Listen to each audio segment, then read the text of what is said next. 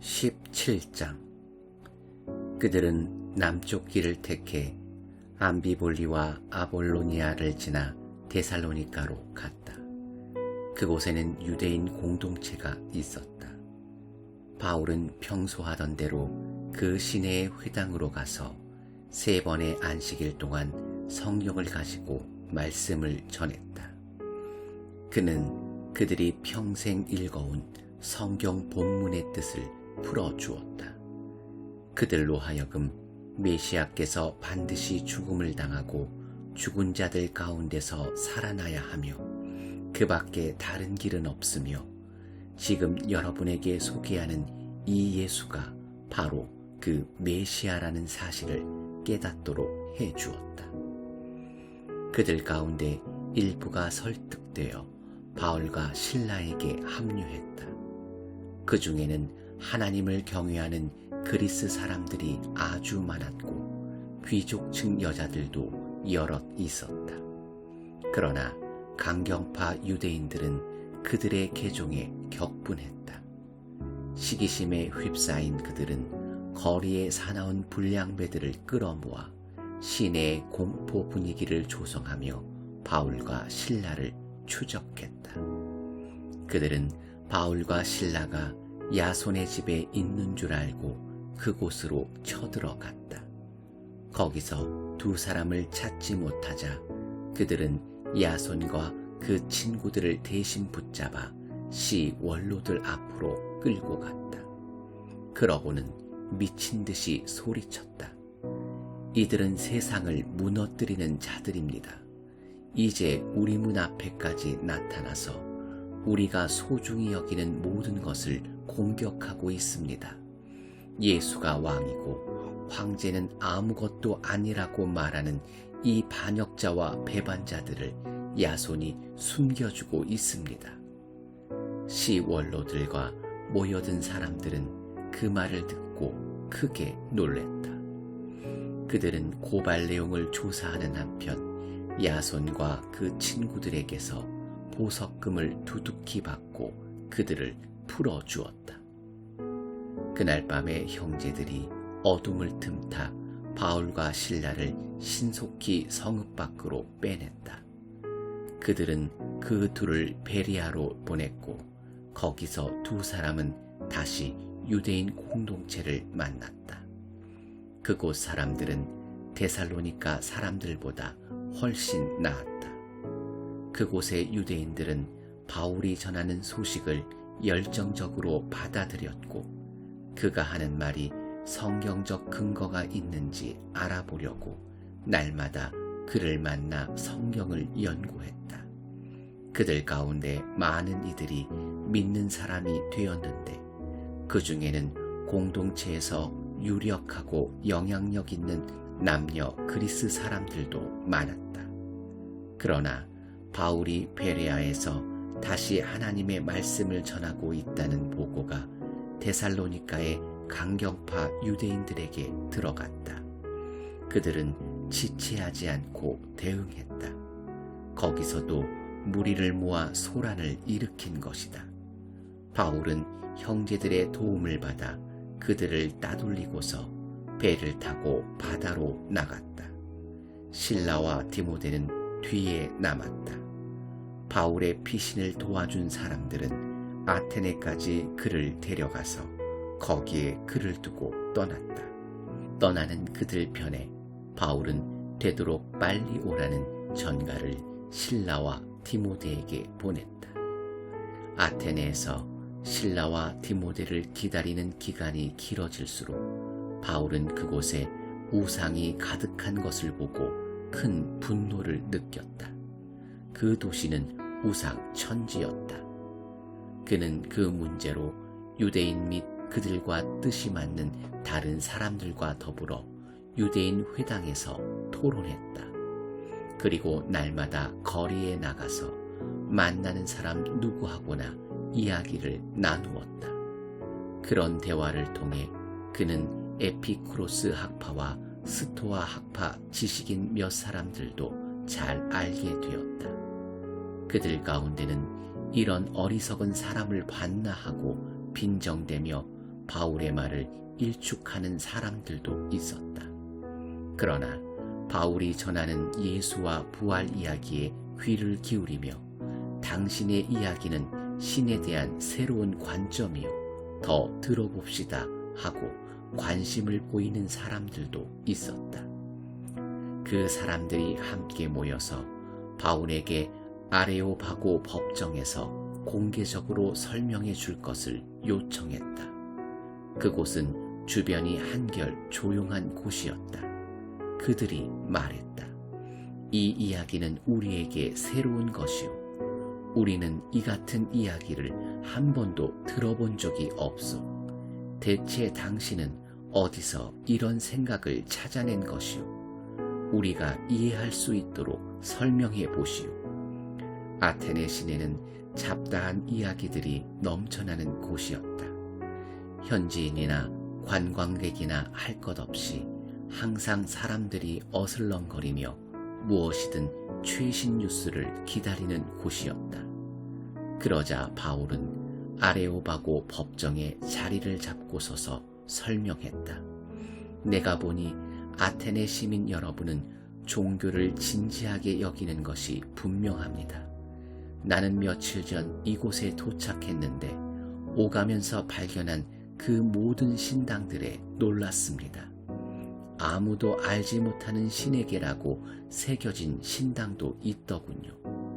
내가 여기 온 것은 아무도 알지 못했던 그 신을 여러분에게 소개하여 여러분이 대상을 분명히 알고 예배할 수 있도록 하려는 것입니다. 세상과 그 안에 있는 모든 것을 만드신 하나님, 하늘과 땅의 주님께서는 여러분이 주문 제작한 신당에 사시지 않습니다. 또한 자신을 건사하지 못해 옆에서 시중 들어줄 누군가가 필요하신 분도 아닙니다. 그분이 피조물을 만드셨지 피조물이 그분을 만든 것이 아닙니다. 그분은 무에서 출발해 온 인류를 지으셨고 이 땅을 살만한 좋은 곳으로 만들어 주셨습니다. 넉넉한 시간과 살만한 공간도 주셨습니다. 이는 우리가 어둠 속에서 더듬기만 하는 것이 아니라 실제로 그분을 만날 수 있도록 우리가 하나님을 찾을 수 있도록 하시려는 것입니다. 그분은 우리와 숨바꼭질하지는 않습니다. 그분은 멀리 계시지 않습니다. 그분은 가까이 계십니다. 우리는 그분 안에서 살고 움직입니다. 그분을 벗어날 수 없습니다. 여러분의 시인들 가운데 누군가가 우리는 하나님께 지음받은 존재라고 잘 말했습니다. 과연 우리가 하나님께 지음받은 존재라면 우리가 석공을 고용해서 돌을 깎아 우리를 위해 신을 만들겠다는 것은 얼마나 얼토당치 않은 생각입니까? 여러분이 아직 잘 모를 때에는 하나님께서 그냥 지나치셨습니다. 그러나 이제는 그러한 때가 지났습니다. 알지 못하던 그 신이 여러분에게 알려졌고 이제 그분은 여러분에게 근본적인 삶의 변화를 요구하십니다. 그분은 온 인류를 심판하시고 모든 것을 바르게 할 날을 정하셨습니다. 이미 심판자를 지명하시고 그분을 죽은 자들 가운데서 살리셔서 모든 사람 앞에 확증하셨습니다. 죽은 자들 가운데 살리신다는 말에 듣던 사람들이 두 부류로 나누어졌다. 바울을 비웃고 조롱하며 떠나간 사람들도 있는가 하면 다시 들어봅시다. 우리는 더 듣고 싶소 하고 말하는 사람들도 있었다. 그러나 그날은 그렇게 끝났고 바울도 떠났다. 그날 그 자리에서 확신이 생겨 바울을 떠나지 않은 사람들도 있었다. 그 가운데는 아레오바고 법정의 판사인 디오누시오와 마랄이라는 여자도 있었다.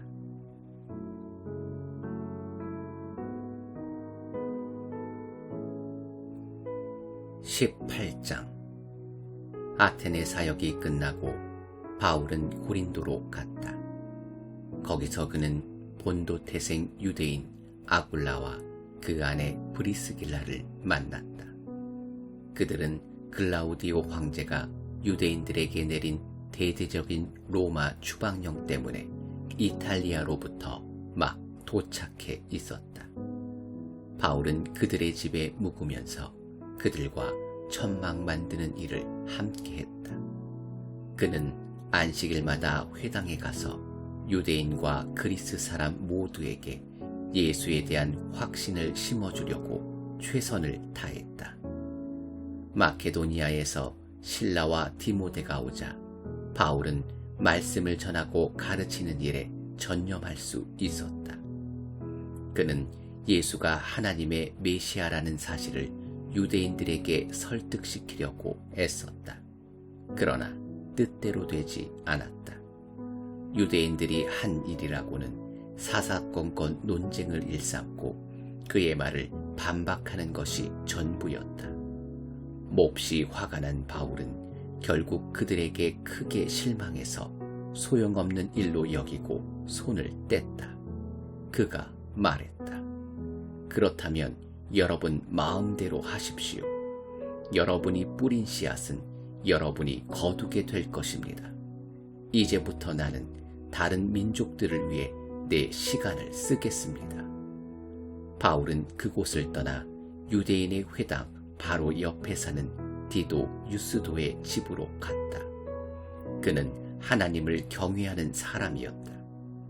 유대인들을 향한 바울의 수고가 전혀 헛되지는 않았다.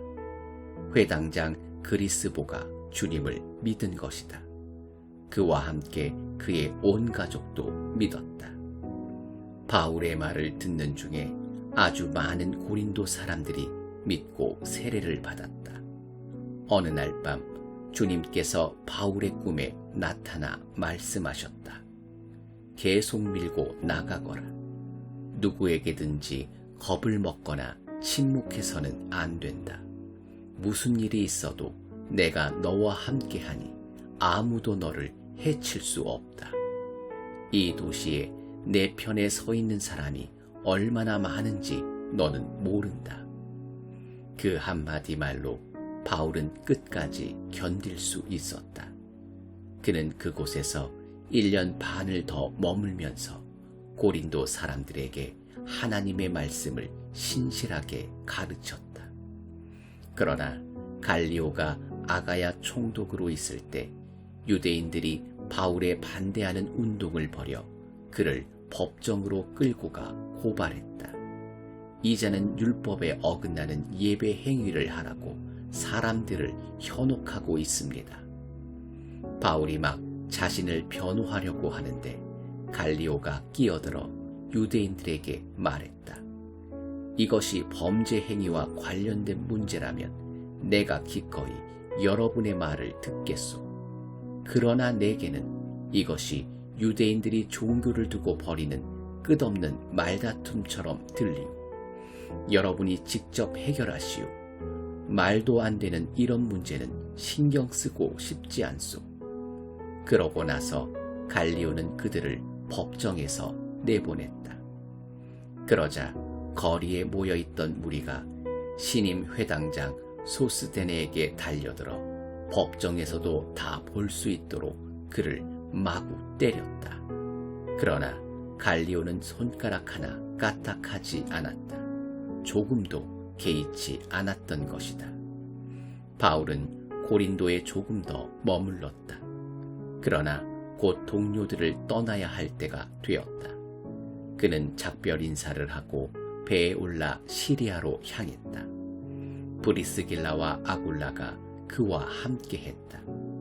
항구 도시 갱그레아에서 바울은 배에 오르기 전에 자신이 서원한 대로 머리를 깎았다. 일행이 에베소에 도착했다. 브리스길라와 아굴라는 배에서 내려 거기에 머물렀다. 바울도 배에서 잠시 내려 회당에 가서 유대인들에게 말씀을 전했다. 그들은 그가 더 오래 머물기를 원했으나 그는 그럴 수 없었다. 작별 인사를 한 뒤에 그는 하나님의 뜻이면 다시 돌아오겠습니다 하고 약속했다. 바울은 에베소를 떠나 가이사랴로 향했다. 그곳에 있는 그리스도인 모임에서 인사를 나눈 뒤에 안디옥까지 가서 여정을 마쳤다. 안디옥의 그리스도인들과 오랜 시간을 함께 보내고 나서 바울은 다시 갈라디아와 부르기아로 떠났다. 그는 전에 자신이 왔던 길을 되돌아가면서 각성을 차례로 다니며 제자들에게 새로운 마음을 심어주었다. 아볼라라는 사람이 에베소에 왔다. 그는 이집트 알렉산드리아 태생의 유대인이었는데 유창한 말로 성경 말씀을 힘있게 전하는 탁월한 웅변가였다. 그는 주님의 도를 잘 교육받았고 열정으로 불타오르는 사람이었다. 그가 예수에 대해 가르치는 내용은 아주 정확했으나 그 가르침은 요한의 세례까지밖에 이르지 못했다. 아볼로가 회당에서 말씀을 힘있게 전하는 것을 들은 브리스길라와 아굴라는 그를 따로 데려다가 그가 알지 못하는 나머지 이야기를 들려주었다. 아볼로가 아가야로 가기로 결정하자 에베소의 동료들이 그를 축복해 주었다. 그리고 그곳의 제자들에게 두 팔 벌려 그를 영접하도록 추천장을 써 주었다. 과연 그를 기쁘게 맞아들인 보람이 있었다. 하나님의 크신 자비로 믿는 사람이 된 이들에게 아볼로는 큰 도움이 되었다. 특히 그는 유대인들과의 공개 토론에 능하여 예수가 참으로 하나님의 메시아라는 증거를 성경을 근거로 설득력 있게 제시했다.